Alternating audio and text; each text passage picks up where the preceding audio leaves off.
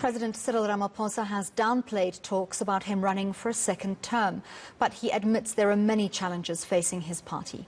One of those is party structures, which he says are in a dismal state. Ramaphosa was speaking to eNCA's host of Power to Truth, JJ Tabane, after the January 8th celebrations.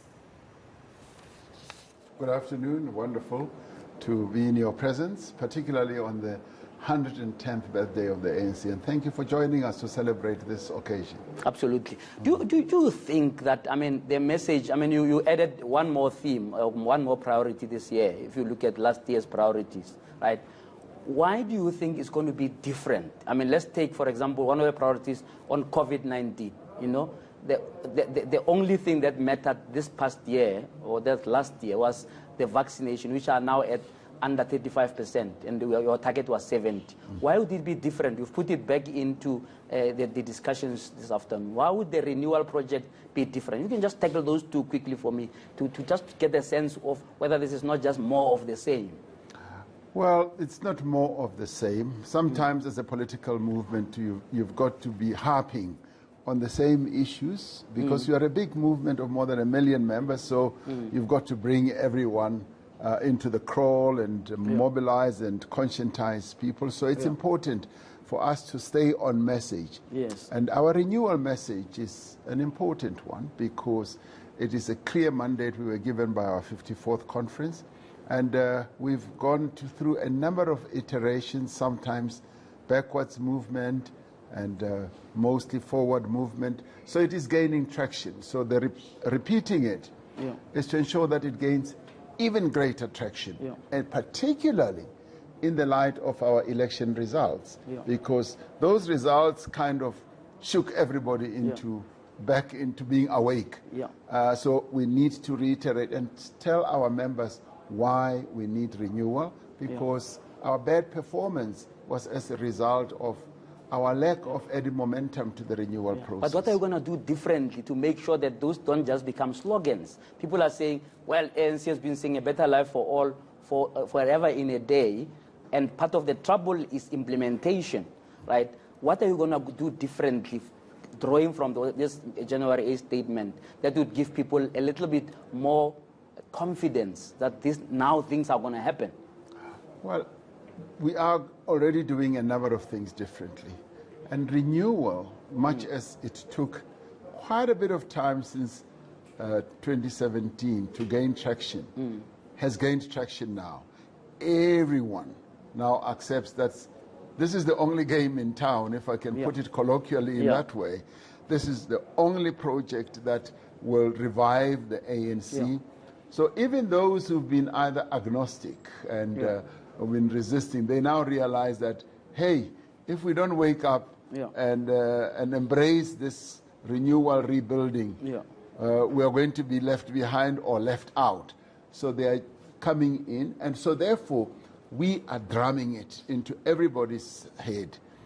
And also the discipline part, to say that we can no longer just be an indisciplined organization. There must therefore be an added element of discipline, good governance. And I think these are processes that in an organization like ours do take time to gain traction. And I think it is now going to start moving forward. And the other part is that we are establishing a renewal commission. That is just going not another commission? Oh, no, it is. But it's going to be the one that's focusing us on 2032. But what should we look like in 2032? And come forward with the proposals at the 55th conference now. So they are going to start work. But in the meantime, we are already moving forward with our renewal process. Your tone on discipline changed today. You're really saying you must just count yourself out if you do ill-disciplined things, etc. Why the change of tone? Do you feel that you have to negotiate discipline in the ANC to a point where now you must put your foot down like this to say you are out the door if you do this, and the other? No. It is not negotiating discipline. It is just insisting on discipline. I must say that in some pockets of our movement, we've been a bit lackadaisical with issues such as discipline. We have not really come to grips with it. And that is why I even said, even at national level, sometimes we've like tolerated certain things, bad behavior. And what I was saying today is that no more tolerance with indiscipline. If you do something wrong and you know it, you must know you have defined yourself. But people will wonder, why did you come across as tolerating it all this time? You got a year to go. You rose on the basis of a transparency, right? A ticket, right? And people sometimes don't believe you because you say these things and then you do another. And if that's not the case, then how do you explain that you didn't fire Zweli Mkhize, or you didn't fire your spokesperson when the evidence was glaring, the reports were there for months on your desk?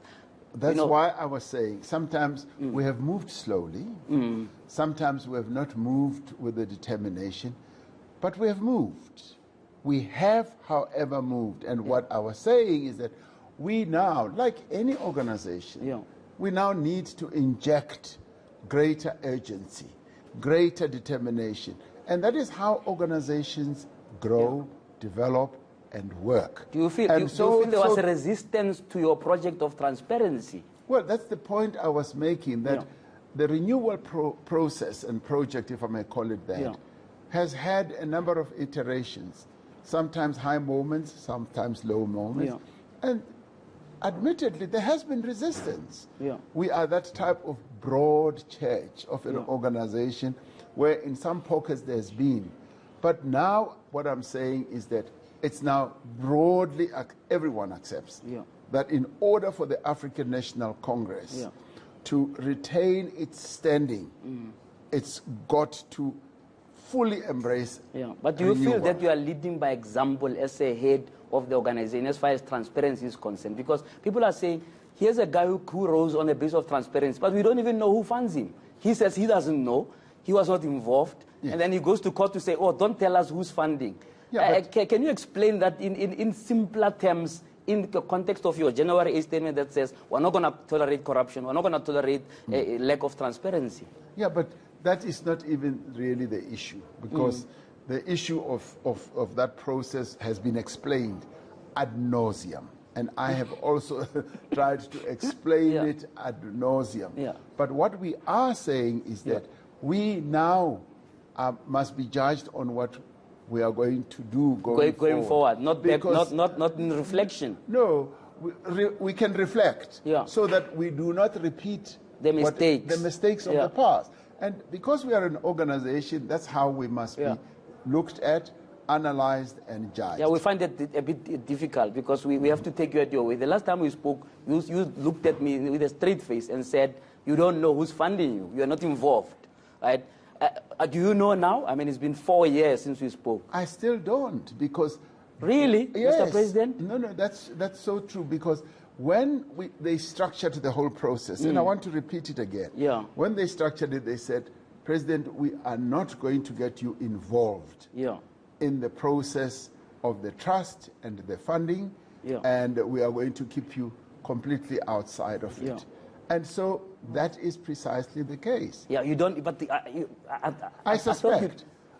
You're not too curious. You're not curious who's funding you. There's a guy who gave you 55 million for your campaign. I've been suspecting and curious, but they have said, we want to leave it in the way that we structured it. And so therefore, you are outside of the trust, and that is precisely how we've structured it. Let's talk about how that would either encourage or not in terms of state capture. Now, your TG says part of why you haven't paid people and there's been all these problems of paying staff, etc., is because people who used to give you money are now limited to giving you 100,000, and if they give you more, they must declare. Do you share that sentiment, and do you think, therefore, that either one, that amount must be increased, secondly, people must just be transparent and tell us that they are funding you and be okay with it? Well, you see, I think we need to look at it from both sides, because a number of people who are in business sometimes would say, and they do say so, that we would like to fund, but we don't want to be advertising, to be up there in the front page of the newspaper that we are. But yet there are others who say, in terms of our own governance, yes, we will be able to put it even in our annual report that we funded a number of organizations. When I was still in business, I was a board member of 2 or 3 organizations like that did say, we are going to fund the ANC, we're going to fund the opposition and so forth, and this is how much we're going to give. We'll put it before our directors as well as our general shareholders and in the annual report. So that is not a problem. And yet, there are others who would say we prefer not to do so. And so therefore, in the end, you are dealing with... Are they the ones who will be protected by your keeping, for example, the CR17 bank account sealed? Because those people may not want to be known that they're funded. But there are business people like that who would say, I don't want, in running my business, even if I don't do business with the state, I don't want to be in the front page of the newspaper. So then they are the ones who will say, I'm not going to fund. But how do you resolve it? I mean, how does this thing make you feel that your staff are not paid? No. The staff issue is something that disturbs us, that concerns us. What did you do about it as president? Well, we've been doing a lot of things. We've been going to a number of businesses. And, I mean, some of us have been giving personal money to assist. And so there's a lot of things that we do. But in the end, I must say that funding sources have dried up because of the need by us as an organization and, of course, as various parties to say, let it be declared who's funding who. Your top 6 don't come across as very poor people. Have you tried to mobilize both your own funds and the top 6 to try and make sure that nobody is having 3 months backlog of a salary? No, but you see, it's not even that. It should never revolve around that. Because many leaders are making all efforts, including those who are not in the top 6, to either pay in their levies, which all of us pay quite a bit of money. And in addition, a number of us are also adding money that we also donate. So you've done your best. Yes, and we do your best because in the end, the salary bill of the ANC on a monthly basis is quite hefty. So in the end, we therefore need to rely on donations, which have run dry, or we rely on the equitable share that we get from the state as a party that is given money. We don't have enough time to explore that, but when you do visit us at eNCA, we will go deeper into how that can be avoided in the future to keep the movement afloat. Precisely. But let's take the last thing before we say goodbye, the land issue. A lot of people did not believe you when you said you're going to go for expropriation of land without compensation. Yes. And the reason they didn't believe you is because when you spoke to other audiences, like your farmers, you got a message that said, oh, don't worry, this thing is not going to happen, type of thing. I'm paraphrasing, right? What is going to be done now? Because between you and the EFF, you have failed in the recent time to get Parliament to amend the Constitution to make sure that land can be given back to the people. Are you still standing on the issue of expropriation without compensation, or are you abandoning that now in favor of what you call land reform initiatives? Well, the land reform initiative is an agglomeration of the various efforts and initiatives, including expropriation of land without compensation, including using the Expropriation Act, and land redistribution and all that. So all that falls under land reform. And that is why I say we are going to embark on a number of initiatives to make sure that land is returned to our people. And indeed... But the compensation thing is off the table. Hold on. Even expropriation of land without compensation is something that has never really been tested in our Constitution. Former Deputy Chief Justice Dikgang Mosekeneke once said, we waited for years and years, and this issue was never brought to us. And if you read our Constitution, it is a Constitution that actually could have it possible, it could be allowed. So we are saying, as part of the land reform process, there are a number of initiatives that will be embarked upon, and some of those could actually be, expropriation of land without compensation, and a number of categories of land. For instance, we've got land, for instance, either that belongs to the state, that can be expropriated, but we've also got land that which has absentee landholders. You're a negotiator of one of the biggest so-called miracles of our transition. We negotiate with people who killed us and murdered us over the years, etc. But you couldn't negotiate with the EFF, who are children of the revolution. I mean, have you picked up a phone to Julius Malema? Have you sat with him one-on-one and said, let's resolve this for the sake of our people? Well, we had a group of people, including Matthew Posa and a whole lot of others, General Maduna, and all of them have been working on this and discussing with a whole number of people, not only with the EFF, but with a number of political parties. And in the end, it came down to just differences of approach, because they have a particular approach and we have a different. That's clear and established, but I'm trying to find a Rolf Meyer approach, because you didn't sit in a formal thing with Rolf Meyer. You were able to create what was called a channel.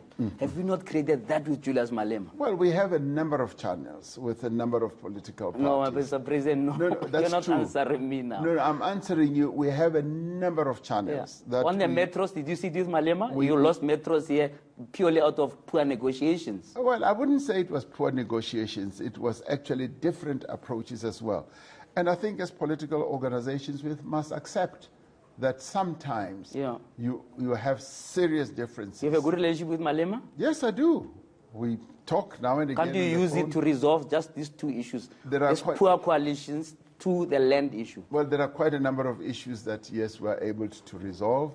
And just to bring it down to the two actually is not really fully describing the relationship that we have. Are you available for second term as president of the ANC? I hear talk about that from you and a number of other people. No, it wasn't in public. Your chairman of Limpopo said to endorse you, want you to do this. Your TG has said he will support this if you stand.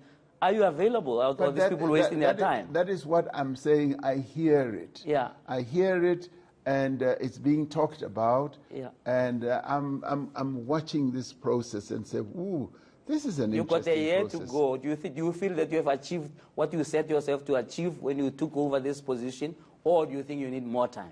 Well, we are in the process of recasting, renewing the African National Congress, and I think a great deal has been done and achieved in that period. And some things take long to achieve, and we must accept that. It's a process, because an organization is a process. It's not a linear type of box or whatever. It goes through its own ups and downs. People think that 300 people died, and the only thing they can remember as a post-action from yourself was the promotion by the person who was a defense minister at that time, who's now the third most powerful person, and obviously you had something to do with it. Your comment about that, I mean, do you think they're being unreasonable? Do you think you shouldn't have promoted Mapisa Ngakula to be Speaker of Parliament after she failed as defense minister, failed you, even contradicted you about what was happening in Durban? Well, firstly, we deploy people to various positions. And she, like anyone else, is deployed to do this and so forth. And we deploy people for a whole host of reasons. And we never say deploy people because of revengeance or because of rewarding them. Or why not? Like isn't that consequence management you always talk about? Well, she fails on one thing, you promote her. I mean, is that the way of renewal? I think that is not the way to cast it. Okay. It is a process where we decide that we are going to deploy people to do particular roles, to sort of execute particular roles. And we do it for a whole number of reasons. And Mapisa Ngakula is doing a good job now as a speaker. And the parliament has bent down under her watch. And as she arrived, she's landed with a crisis. And it was not a crisis of her doing. It's a crisis that has landed on her hands, and she is managing that process. And let's wish her well in managing the process of dealing with the burning of Parliament. Final question, state capture report. Yes. Interesting that you decided to release the report. Was it to make sure that nobody sort of pressures you to act quickly on it? Or what was the rationale behind releasing it out there before you have decided what you're going to do about what's in there? Some of your ministers are implicated in there. They're still keeping their jobs. The evidence is out there already.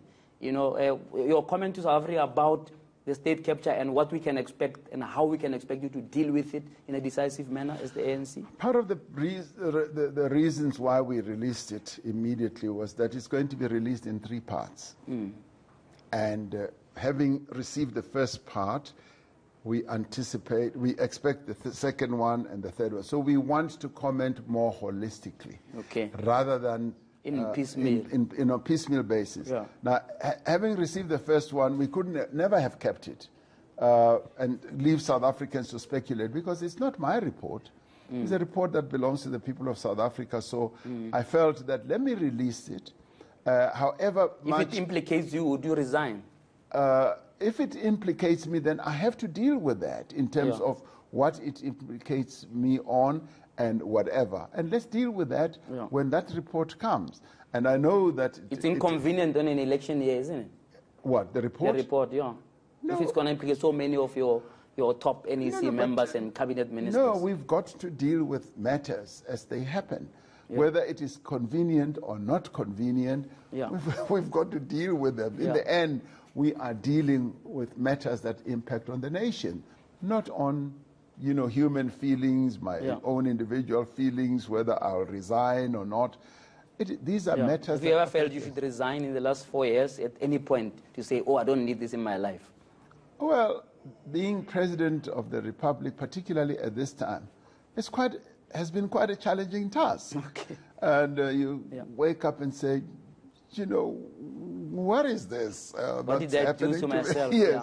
But then again, you also remember that I was deployed to be here. Yes. People expect me to execute this task, and I will execute it to the best of my ability. Right.